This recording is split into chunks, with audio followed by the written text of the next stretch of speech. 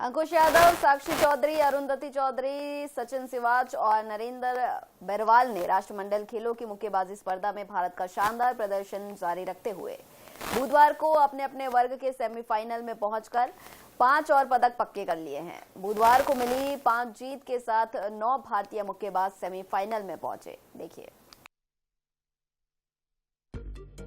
अंकुश यादव, साक्षी चौधरी, अरुंधति चौधरी, सचिन सिवाच और नरेंद्र बेरवाल ने राष्ट्रमंडल खेलों की मुक्केबाजी स्पर्धा में भारत का शानदार प्रदर्शन जारी रखते हुए बुधवार को अपने अपने वर्ग के सेमीफाइनल में पहुंचकर 5 और पदक पक्के कर लिए। बुधवार को मिली 5 जीत के साथ 9 भारतीय मुक्केबाज सेमीफाइनल में पहुंच गए हैं।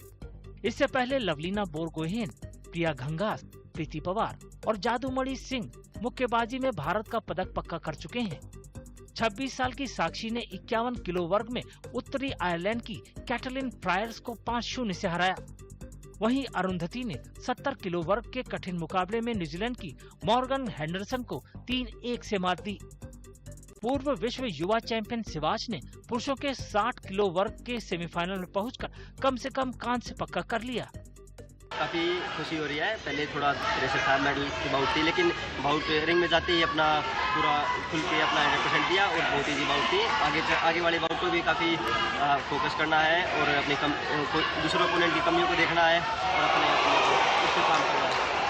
जैसे आपका फर्स्ट 2 बाउट थोड़ा सा ट्रिकी था, तो अगर डिफ़िकल्ट ओपोनेंट्स पहले मिल जाते हैं तो कितना वो आपके लिए कॉन्फिडेंस बूस्टर होता है आगे जाते हुए, उनको हरा करके जब आप आगे जाते हैं? स्टार्टिंग में ही टफ कॉम्पिटिटर आ जाते हैं तो काफ़ी उसके बाद काफ़ी अच्छा लगता है, मतलब खुल जाता है सारा शरीर और उसके बाद थोड़ा अच्छा ही रहता है 100%। और ये मेडल आप किसको डेडिकेट करेंगे? अपने माँ बाप, अपने कोचिज़ को। मुझे बहुत ही अच्छा लग रहा है कि मैंने जो मेहनत की थी, इतने 14 साल का जो मेरा डेडिकेशन था, हार्ड वर्क था, उसको मैं एक वो दे पाई मंजिल, तो मुझे बहुत ही अच्छा लग रहा है। और आप वेट कैटेगरी भी चेंज किया है, तो आपको कैसा लग रहा है इस नए वेट कैटेगरी में? 51 kg मेरे लिए थोड़ा सा क्या बोल सकते हैं कि पॉजिटिव है, क्योंकि मेरी हाइट जो है मुझे इसका बेनिफिट मिलता है, मेरी रेंज का बेनिफिट मिलता है, तो मैं बोलूँगी कि मेरे लिए लकी भी है ये 51 kg। और आज की बाउट में देखा बहुत ज़्यादा क्लिंचिंग और टम्बलिंग हो रहा था, वो वाली बॉक्सर बहुत पकड़ रही थी, तो आपकी क्या स्ट्रैटेजी थी, उसको कैसे काउंटर करना था? मेरी स्ट्रैटेजी ये थी कि मैं लॉन्ग डिस्टेंस से खेलूँ। उसका गेम ये था कि वो क्लोज में आकर मुझे पकड़े, तो उसके लिए मतलब डोमिनेट करता, अगर वो और ज़्यादा मुझे होल्ड करके रखती, तो मेरी यही कोशिश थी कि मैं दूर से खेलूँ। बुधवार को मिली 5 जीत के साथ सेमीफाइनल में पहुंचने वाले भारतीय मुक्केबाजों की संख्या बढ़कर 9 हो गई है। इस उपलब्धि ने बर्मिंघम 2022 में भारत के मुक्केबाजी के कुल पदकों की संख्या को भी पीछे छोड़ दिया है। तब भारत ने 3 स्वर्ण, 1 रजत और 3 कांस्य समेत कुल 7 मेडल जीते थे।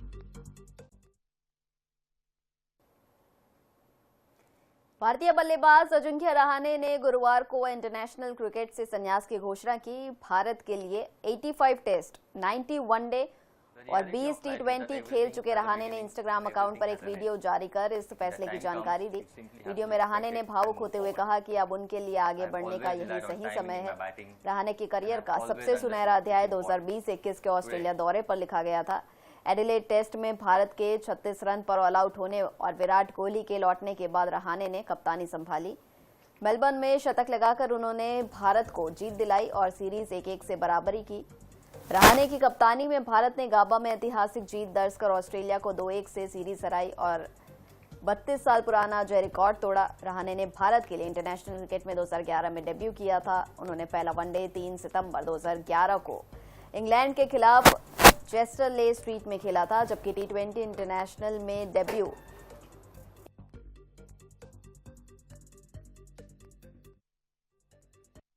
The reality of life is that everything has a beginning and everything has an end.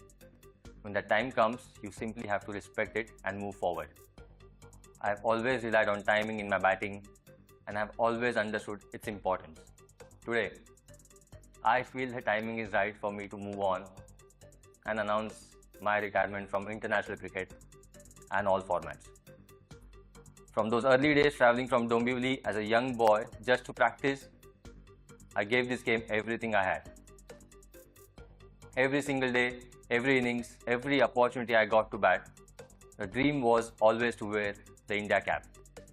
I lived by one simple rule: always put my country and my team ahead of myself.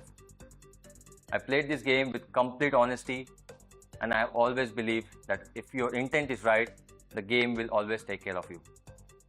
Since the time I made my debut as a first-class cricketer, Indian cricket has grown tremendously, and I feel so proud to have been the part of it over the last 20 years. While my chapter as an Indian cricketer comes to an end, my journey with the game doesn't. I look forward to helping the next generation, sharing the values this sport has taught me, and giving back to the game that has given me everything. From starting out as a young player in Mumbai to playing for India, it has been an absolute honor. There have been many wins and losses along the way, but the sheer joy of playing cricket, being part of different teams, and creating lifelong memories, that has been the greatest satisfaction of my career.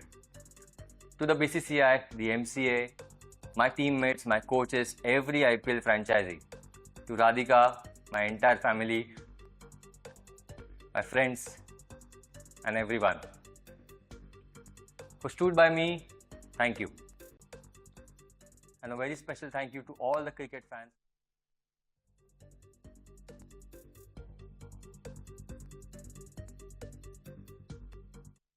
Many times. As cricketers, we fail more often than we succeed. My team has lost matches, I have made mistakes, but there is one place where I was never defeated.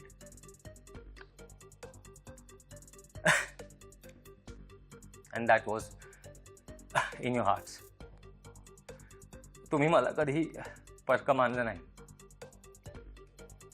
Thank you for your love, your faith, and your support. Cap number 278, signing off.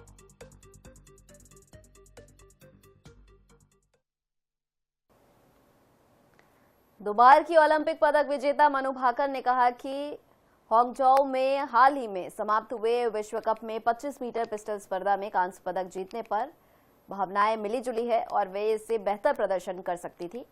Bhaker को भारत की ईशा सिंह ने ही पीछे छोड़ दिया था, जिन्होंने स्वर्ण पदक जीतकर इस स्पर्धा में भारत के 2 पदक पक्के किए थे। भाकर अभी भी 2026 में अपना पहला व्यक्तिगत स्वर्ण पदक जीतने की तलाश में हैं, जबकि म्यूनिक विश्व कप में सम्राट राणा के साथ 10 मीटर एयर पिस्टल मिश्रित टीम स्पर्धा में रजत पदक जीतना उनका अन्य उल्लेखनीय प्रदर्शन है। इस साल की शुरुआत में दिल्ली में आयोजित एशियाई चैंपियनशिप में उन्होंने शीर्ष स्थान हासिल किया था, लेकिन ये दोनों स्वर्ण पदक टीम स्पर्धाओं में आए थे। भाकर ने एक्स पर पोस्ट किया, एक और कांस्य पदक, इस पदक को लेकर मेरी मिलीजुली भावनाएं हैं। मुझे खुशी है कि मैं अपने प्रदर्शन में सुधार कर पाई, लेकिन साथ ही मुझे पता है कि मैं इससे भी बेहतर कर सकती थी। उन्होंने कहा, मुझे सबसे ज़्यादा खुशी इस बात से होती है कि मेरी मेहनत रंग ला रही है। सुधार की अभी भी बहुत गुंजाइश है और यही बात मुझे प्रेरित करती है। एक एक कदम आगे बढ़ना है।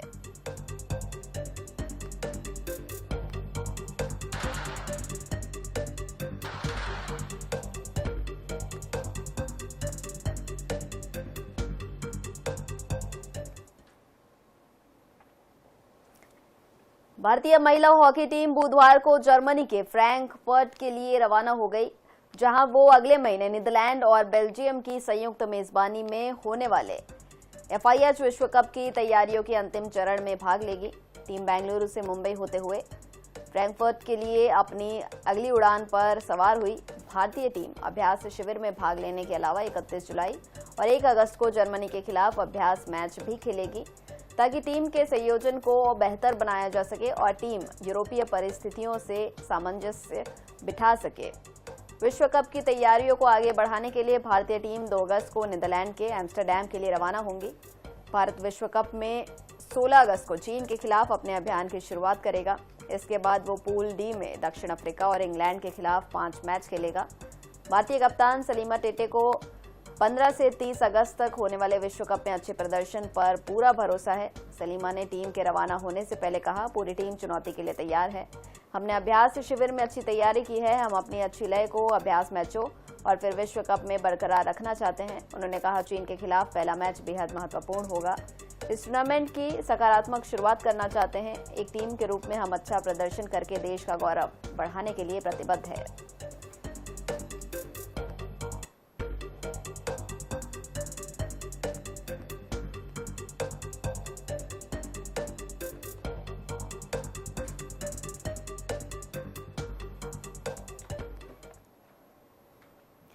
बांग्लादेश क्रिकेट बोर्ड ने बुधवार को अनुभवी विकेटकीपर बल्लेबाज लिटन दास को 2027 क्रिकेट विश्व कप को ध्यान में रखते हुए नया वनडे कप्तान नियुक्त किया है। बांग्लादेश क्रिकेट ने एक्स पर पोस्ट किया, बधाई हो लिटन कुमार दास, बांग्लादेश वनडे टीम के नए कप्तान। 31 वर्षीय दास ने मेहदी हसन मिराज का स्थान लिया, जो जून 2025 से टीम की कप्तानी कर रहे थे, लेकिन इस महीने की शुरुआत में जिम्बाब्वे में बांग्लादेश की 1-2 वनडे सीरीज हार के बाद उन्हें कप्तानी से हटा दिया गया था। मिराज की कप्तानी में बांग्लादेश ने अपने 20 वनडे मैचों में से 10 जीते और 9 हारे। लिटन दास पहले से ही T20 अंतर्राष्ट्रीय मैचों में टीम की कप्तानी कर रहे हैं, अब वनडे टीम की भी कमान संभालेंगे। दाएं हाथ के इस बल्लेबाज ने इससे पहले भी बांग्लादेश की 50 ओवर की प्रारूप में कार्यवाहक कप्तानी की थी और 7 मैचों में से 3 में जीत हासिल की। ये नियुक्ति बांग्लादेश के लिए एक नए अध्याय की शुरुआत है, क्योंकि टीम 2027 विश्व कप की तैयारी में जुट गई है।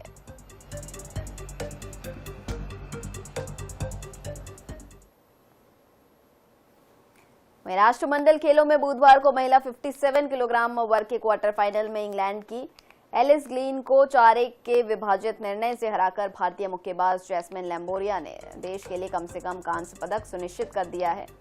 हरियाणा के इस मुक्केबाज ने सीमित प्रदर्शन करते हुए घरेलू दावेदार को मात दी और सेमीफाइनल में अपनी जगह पक्की की। प्रतियोगिता के प्रारूप के अनुसार सेमीफाइनल में हारने वाले सभी खिलाड़ियों को कांस्य पदक मिलना तय है।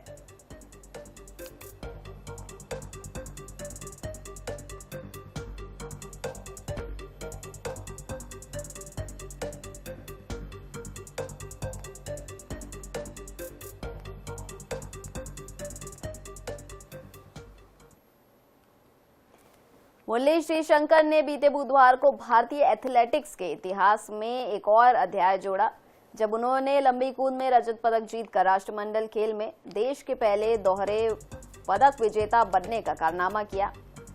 साल 2022 में बर्मिंघम में रजत पदक जीतने के बाद 27 साल के इस खिलाड़ी ने 8.09 मीटर की अपनी बेहतरीन छलांग के साथ अपने खेल जीवन में एक और पदक जोड़ा। इसके साथ ही उन्होंने घुटने की उस गंभीर चोट से उबरकर शानदार वापसी की, जिसने उनका करियर लगभग खत्म ही कर दिया था। श्रीशंकर से पहले इस स्पर्धा में देश के एकमात्र पदक विजेता थे सुरेश बाबू। पुरुषों का कांस्य 1978, अंजू बॉबी जॉर्ज महिलाओं का कांस्य 2002 और एम प्रजूषा महिलाओं का रजत 2010 में जीता था। जमैका के पूर्व विश्व चैंपियन तासी गिल ने 8.15 मीटर की बेहतरीन छलांग के साथ स्वर्ण पदक जीता। वहीं स्टीफन मैकेंजी ने 8.08 मीटर की छलांग लगाकर पोडियम पर आखिरी जगह बनाई। श्रीशंकर के लिए ये पदक इसलिए भी बहुत खास था क्योंकि 1 साल पहले उनकी स्थिति कोई बहुत बेहतर नहीं थी। अप्रैल 2024 में घुटने की नस फटने के कारण उन्हें सर्जरी करानी पड़ी थी और पेरिस में अपने पहले ओलंपिक में हिस्सा लेने का मौका गंवाना पड़ा था। साथ ही इस बात पर भी संदेह पैदा हो गया था कि क्या वो कभी अपने जबरदस्त फॉर्म में लौट पाएंगे या नहीं, लेकिन राष्ट्रमंडल खेल में उन्होंने जबरदस्त वापसी की। साल 2018 के राष्ट्रमंडल खेल में हिस्सा न लेने के बाद अब दूसरे राष्ट्रमंडल खेल में भाग लेते हुए श्रीशंकर ने 8.03 मीटर की छलांग के साथ आत्मविश्वास से शुरुआत की और फिर अपनी दूसरी कोशिश में इसे 8.09 मीटर तक पहुंचाकर बढ़त बनाई। हालांकि उनकी ये बढ़त ज़्यादा देर तक नहीं रही क्योंकि जमैका के गेल ने 8.15 मीटर की छलांग लगाकर पहला स्थान हासिल किया।